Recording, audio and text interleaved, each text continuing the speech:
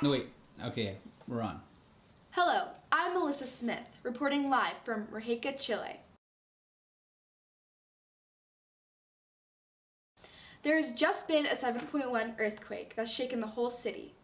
The epicenter was about 10 miles off the coast. We are here to interview the victims and learn about the lifestyle you must learn to live in Chile. But first, let me tell you about the population. Chile's population is 17.62 million. Chile's population used to be something way smaller. In the mid-1900s, the population wavered at about 6 million.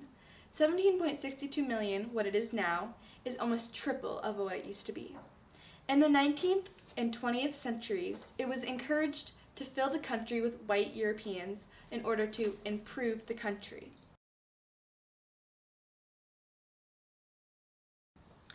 Throughout these times, foreign-born consisted of only 1 or 2% of the population. In the late 1800s, there were many immigrants from neighboring countries, but the biggest reason people wanted to migrate to Chile is because of its relatively stable political history. In 1975, the Immigration Act was portrayed as part of President Pinochet's effort to control immigration.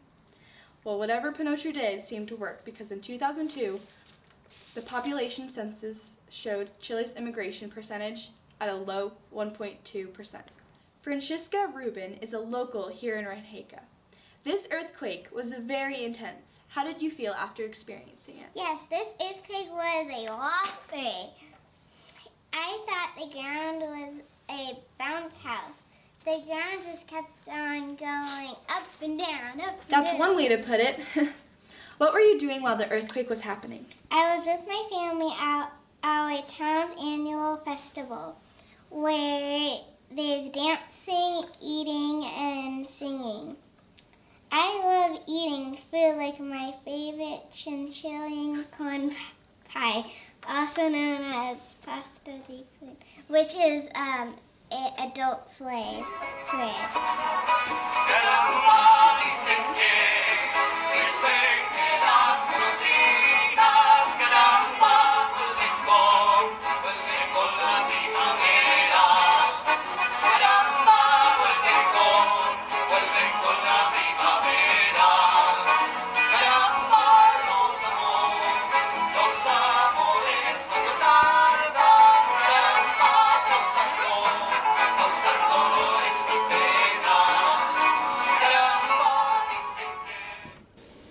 Thanks, Francesca.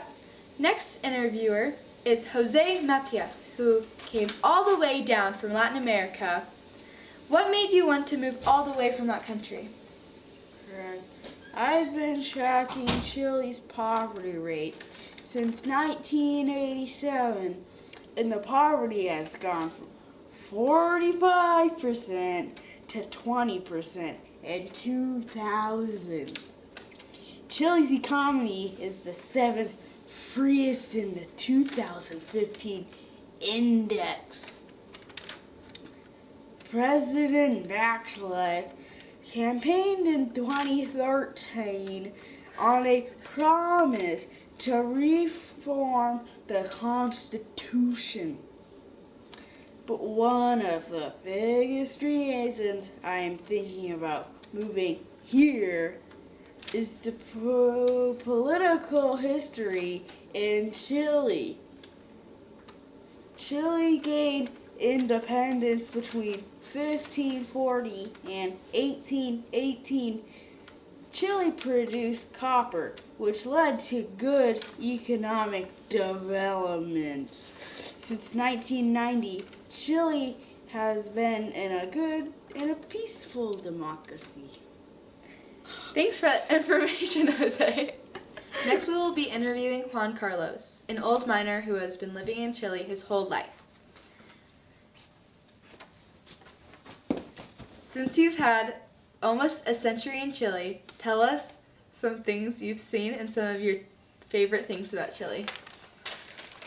Well, I've experienced a lot in my lifetime, and one of the most traumatic events was in May of 1960 when the strongest earthquake in history hit, a 9.5 1,655 people died, and there was a destructive tsunami right after. It was devastating. Many people would gather in community at the Catholic Church and pray for our loved ones.